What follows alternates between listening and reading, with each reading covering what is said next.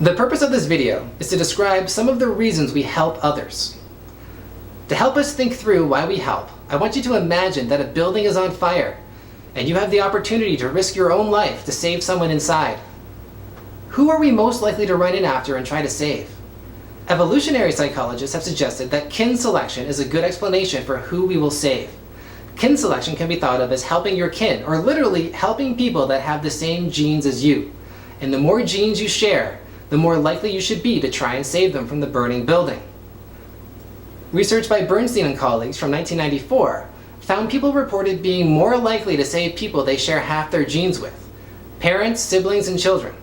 Next were people we shared 1/4 of our genes with: grandparents. Next were people we shared 1/8 of our genes with: first cousins. And people we had the lowest likelihood of saving were attractive strangers. But you may have noticed a confound in this study. Maybe the reason we rush to save our children is because we're close to our children and we're not as close to our first cousins or strangers. Other researchers investigated this possibility. They asked participants to make a list of family members and rate them in terms of closeness. The participants then indicated who they would be most likely to help in a number of different situations.